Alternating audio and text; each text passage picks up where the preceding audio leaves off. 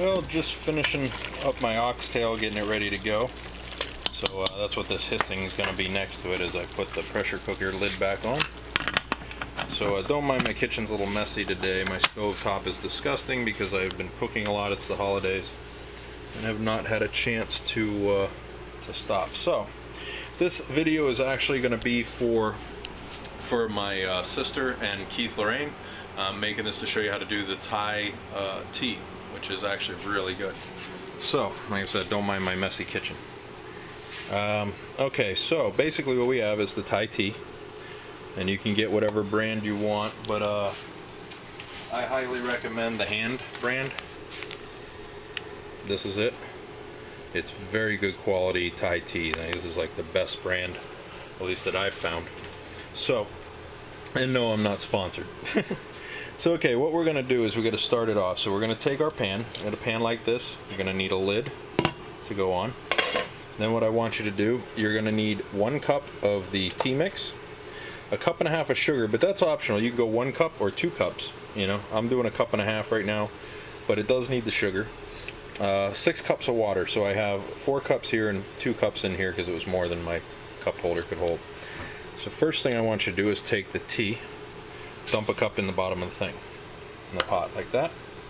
Then I want you to dump your water in like that. And if you can get hot water out of your tap, it's good. It'll speed it up for you.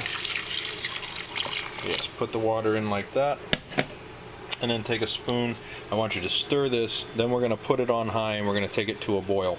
Once it starts boiling, stir it really good. You're going to have to scrape the sides because the tea is going to want to stick up here. The tea is going to be a little resistive to water. It's hydrophobic slightly, so you're going to have issue getting the tea into it. But once it gets in, it get in. But keep scraping the sides. Make sure you don't waste that tea. That way it can flavor the water really well. So 6 cups of water. You can also thin this down a little bit if you want and put more water. And then again, a cup and a half of sugar is what I'm starting with, and this will pretty much get you going. So yes, as you're heating this to a boil, don't put the cover completely over like this, because then it'll just fizz all the way up and start boiling out the sides. Just put the cover on just a little like that. Leave a nice little gap like this, and then it'll vent. But you want to keep the cover on a little bit. So as you heat it up, it'll boil. You can take this off here and there, and give it a little stir. Be gentle when you're stirring it. Make sure you keep it off the bottom. But yeah. Stir it like this, and this is getting nice and steamy. Now you see, because if you stir too quick, you'll get all the tea itself will get all up on the sides, and then it won't, stay in the water too well for you. So now I got mine. See, it just made a boil. Now it's erupted to its first boil right there. As you see, the tea is going to try to climb up on the sides. So now that I've got a boil out of it, though, what I want to do is I want to turn the temperature down to low. I want you to take your sugar and now dump your sugar into it. Now you can use a lot less sugar too. You're going to find your taste. I recommend doing about a cup and a half the first time, just to get an idea on how you like it. But I mean, I've used up to 2 cups in this. I wouldn't really go over that. So stir it in. Make sure you stir that sugar in real well. It's going to take a while for that sugar to melt down. It's hot, so it'll melt quick, but you're putting an awful lot into that consistency of water, so the parts per million are very high. So it's going to be slower to melt, basically. So yeah, once you feel you've stirred it in enough and you've got it in good, that'll help hold down the tea. Now the tea will start to float again. Put this halfway on. Let it sit here for about 5 minutes at medium low. I'm putting mine at about 3. So it'll be at like a medium low, a low medium. And I'll let it sit for like 5 minutes with the lid partially on like that, and let it heat for a while. Then when you're done with that, I want you to take it off the heat, set it off the burner, and I want you to let it cool down. Let it get all the way down to like room temperature. Just leave the lid on it and put it over there and let it sit. And once it's down to like room temperature, get yourself a funnel, and you're going to get yourself a container to put the tea in. Now you can just grab an old water jug or milk jug. I just grabbed an old Welch's grape juice thing. I'm just This is, I rinsed it out, cleaned it out so it's nice and clean, and I'm just going to put the tea in that, or you could buy a, you know, container to hold it. But this is about the size container you're going to need for this, which is 1.89 liters or 2 quarts, 64 fluid ounces. So this is going to make about 64 fluid ounces right here when you're done, as it's going to fill that jug pretty much. So, and that'll be your Thai tea. And then you're going to take that and you're going to put it into the refrigerator and let it chill and stay there, you know, several hours, and then you'll be ready to start making Thai tea. Now I'm also going to show you how to make Thai eggnog, which is my own little invention, which is just, instead of using evaporated milk, we're just going to dump eggnog into it, which I found was delicious with it. So my personal favorite. So there you go. Okay, now that our tea has cooled down quite a bit, it's still cooling a little bit. It's not exactly room temperature yet, but I'm rushing this, so I'm going to go a little quicker. But so here, get yourself something to strain it into. It could be something like this. It could be a pitcher, whatever you can handle. This is a two-person operation pretty much. I mean, you could try to get those self-strainers and stuff like that. But this right here is a tea sock. This is a strainer for tea. This one's kind of old. I've been using it for a while, so it isn't dirty. It's just they get stained. You can't help it. So it's cotton, and basically one person will hold this while the other one dumps the tea from that into here, which will strain it through. I usually strain it twice, but that'll give me nice clean tea in the bottom of this, and then I'll dump that into a funnel and into my jug. So this is a tea sock. This one's IM USA one. They're pretty cheap. You can get them in the store. They're not too expensive. I think this one was like $5. So yeah, just grab that and throw it in. You get bigger ones.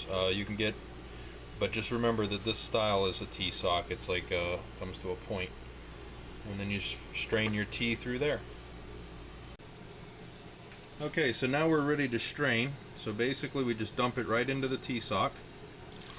Now sometimes I strain this twice. Sometimes a little bit will run out of the sock and on the side and end up in the thing. Don't worry about that. There's all the tea. So any little bit of tea in the bottom of this pan is okay now. It's I'll just set this to the side. Back over here. And now that tea was strained. Now again, a couple of flakes actually poured off the side of the thing here and down into it. So I'll restrain it. It's no big deal.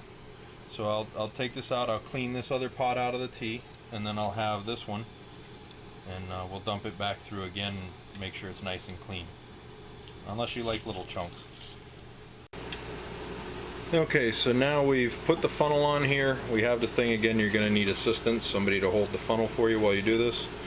And then we're going to pour it in here. We've already double filtered it, and then we'll fill this jug. So here's the camera. And I'll grab the pan and dump it in.